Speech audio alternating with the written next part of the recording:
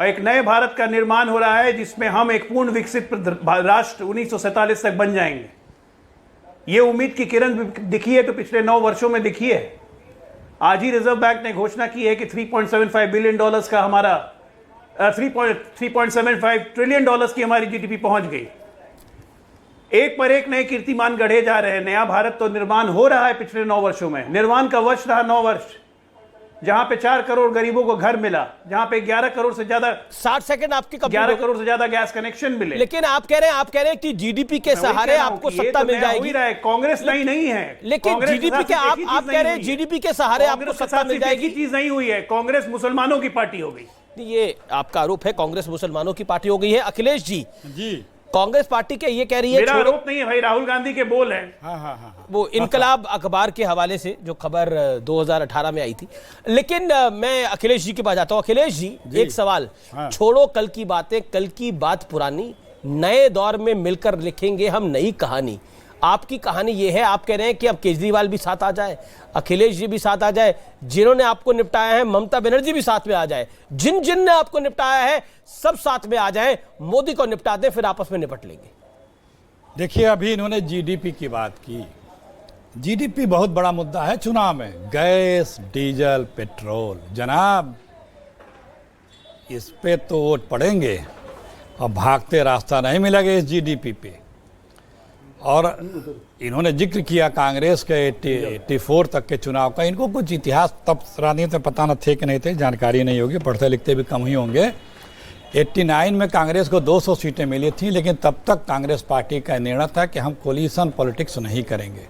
Shimla summit के बाद हम लोगों ने कोलिशन पॉलिटिक्स का निर्णय लिया था और उसके बाद 10 साल यूपीए की सरकार चलाई और इतनी बेहतरीन चलाई, कोई साथी मेरा साथ छोड़ के नहीं गया। आपके तो 9 साल में 18 साथी साथ छोड़ के जा, लेकिन जनता ने साथ छोड़ दिया था आपका। इतनी बेहतरीन चलाई। हाँ, 10 साल बाद जनता ने ऐसा साथ छोड़ा कि आप विपक्ष के नेता बनाने लायक नहीं बचे। 10 साल बाद जनता ने ऐसा साथ छोड़ा। हमने देश की इकोनॉमी को आगे बढ़ाया, हमने इस देश को हर तरह से बेहतर बनाया, दुनिया में शक्तिशाली बनाया। और जो भी इस देश में 27 करोड़ लोगों को गरीबी रेखा से बाहर किया, आदरणीय मोदी जी आते 35 करोड़ लोगों को गरीबी रेखा के अंदर कर दिया। मैं तो नए दौर की बात आपसे करना चाह रहा था, आप पुराने दौर पे अटके हैं। आपने जो बड़ा उछल करके एक सटायर मारा ना कि जनता ने बाहर कर दिया। नहीं, जनता ने तो बाहर किया था। जनता करती है बाहर। 2014 में जनता ने तो बाहर किया था। उसको नेता विपक्ष बनाए हुए लायक नहीं समझे तो कांग्रेस पार्टी को। उसको अधिकार है, लेकिन देश को हमने आगे बढ़ाया, इस देश को महाशक्ति बनाई, मेधा शक्ति बनाई। हमने जो कुछ किया हमने किया। आपने क्या किया? मोदी जी ने सिर्फ देश पे कर्जा बढ़ाया, कर्जा लिया। जितने 14 प्रधानमंत्री उतना कर्जा नहीं लिया, उतना आपने अकेले लिया इस देश पे। जब नहीं आने दीजिए, आप जब आए तो 40,000 रुपए पर व्यक्ति कर्जा था। ठीक है, जवाब भी कम थी। जवाब ले लेते हैं। ओके डॉक्टर अजय आलोक, आप बात आने दीजिए। 9 सालों में 1,25,000 रुपए कर्जा दे दिया आप। ठीक है, ओके, जवाब ले लेते हैं। अजय आलोक, फील्ड में आपने वो पेशेंस से आपको सुन रहे हैं, आप 30 सेकंड उनको भी सुन ले, फिर 30 सेकंड आप बोल लीजिएगा। मेरा आप दोनों से निवेदन है, आप दोनों मेरे सम्मानित महान है, टाइम लिमिट को फॉलो करें। डॉक्टर अजय आलोक,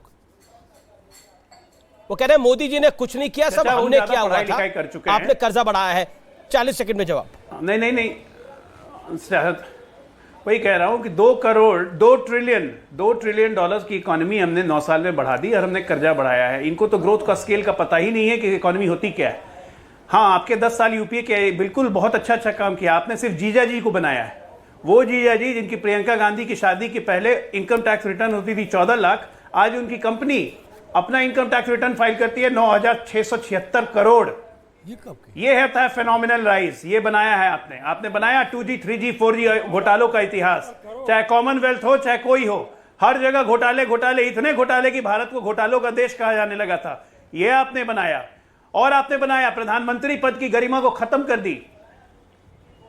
जब देश चलता था 10 जनपद से और 7 रेस कोर्स रोड चुपचाप बैठ के देखते रहता। ठीक है, जवाब ले लेते हैं। आपने ये बनाया देश को कि एक अदना सा सांसद प्रधानमंत्री का ऑर्डिनेंस ऐसे फाड़ के सरकार की धज्जियां उड़ा सकता था। ये बनाया आपने देश। ये बनाया आपने देश को। कोई किसी, जब बंबई हमले हुए, उसके बाद आपने पाकिस्तान पे अटैक नहीं किया, आप चुपचाप बैठ गए कि हम ये नहीं अफोर्ड कर सकते हैं। लेकिन अब आज की बात कर लेते हैं। सुनिए सुनिए, जी, लेकिन अखिलेश जी, एक पॉइंटेड सवाल है, क्या अखिलेश जी और केजरीवाल के साथ आप समझौता करेंगे? सुन लीजिए जवाब, मेरे सवाल का जवाब भी दीजिए। ये 9 सालों से हैं और सारे जो भी इनके पॉलिटिकल प्रतिद्वंदी हैं उन सब के ऊपर इन्होंने मुकदमे लगा रखे हैं।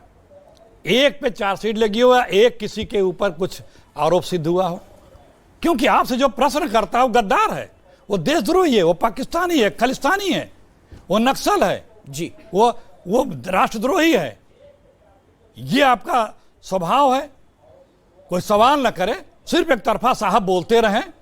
गए हैं ना, अमेरिका जाने वाले हैं, ध्यान दीजिएगा। वो जो प्रामटम की बैटरी ओटी ठीक ठाक रहे, लाइन और तार वो ठीक ठाक रहे, सवाल तो लेते नहीं, कभी बोलते ही हैं। तो बोलने में भी, जैसे एक बार राष्ट्राध्यक्षों के सम्मेलन में बोल रहे थे, बीच में कुछ डिस्टर्बेंस आ गया था, बड़े देश की बदनामी हुई, तो वहाँ पे ना कर दें। प्रामटम ठीक से चलना चाहिए वहाँ पे, इस बात का जरूर ख्याल रखिएगा आप लोग सरकारों के द्वारा। ये बता रहे हैं कि इस देश में क्या किया आपने, किसी लायक छोड़ा इस देश के नौजवानों को? बेरोजगारी कहाँ है? अमित शाह कह रहे, बेरोजगारी कहाँ है? महंगाई कहाँ है? अब आपके 60 सेकंड हो गए। अमित शाह कह रहे, आप ही अखिलेश जी सवाल पूछ रहा हूं, गृह मंत्री अमित शाह कह रहे हैं कि इस बार तमिलनाडु से 25 सीटें मिलनी चाहिए हमें, हर हाल में जनता हमारी झोली भरे और तीसरी बार नरेंद्र मोदी दोबारा प्रधानमंत्री बनेंगे और आने वाले भविष्य में तमिल प्रधानमंत्री भी होगा इस देश। देखिए कितना अहंकारी भाषा आपने बताया कि हर हाल में हमें 25 सीट चाहिए। अरे जनाब, 125 सीट नहीं मिलने वाली, हमारी झोली भर दे। हाँ, हर हाल में भर दे, जो भी हो। ये देश के वोटरों को अपना बंधुआ मजदूर समझने वाली बीजेपी को 125 सीट नहीं मिलने वाले हैं इस बार। 125 सीट नहीं मिलने वाले, नहीं मिलेगी। क्या प्लानिंग है आपकी? तो अखिलेश बाबू से मतलब समझौता हो गया है, यानी अखिलेश यादव और अरविंद केजरीवाल से समझौता हो गया है। विपक्ष एक है, अरविंद केजरीवाल और अखिलेश को मिलाकर भगदड़ मची है मोदी जी के ग्रुप में। ठीक है, अखिलेश और अरविंद को मिलाकर हम लोग 23 तारीख को मिल रहे हैं जी। आप देखिए कि विपक्ष एकदम यूनाइट है और इस देश को बचाना है, इस देश के संविधान को बचाना है, इस देश के लोकतंत्र को बचाना है। ठीक है, लोकतंत्र को बचाना है, संविधान को बचाना है। बीते 9 साल में हर शाम लोकतंत्र बचता है, अगले दिन सुबह फिर उसमें हालत खराब हो जाती है। ये 9 साल में लगातार देखने को हमें मिला है। लेकिन एक सवाल, लेकिन देखिए कुनबा तो बढ़ रहा है और मैंने इसलिए आपको बोला था, आप तो पेशे से डॉक्टर हैं तो स्ट्रेस लेना नहीं चाहिए। तो स्ट्रेस तो हो रहा होगा अजय आलोक, आपको टेंशन तो हो रही होगी, चिंता तो होंगे आप, चिंतित तो होंगे आप।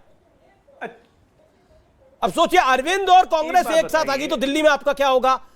अखिलेश यादव और कांग्रेस अगर एक साथ आ गई, हालांकि ट्रैक रिकॉर्ड अच्छा नहीं रहा है, लेकिन फिर भी उम्मीदें तो बढ़ जाएंगी। ममता जी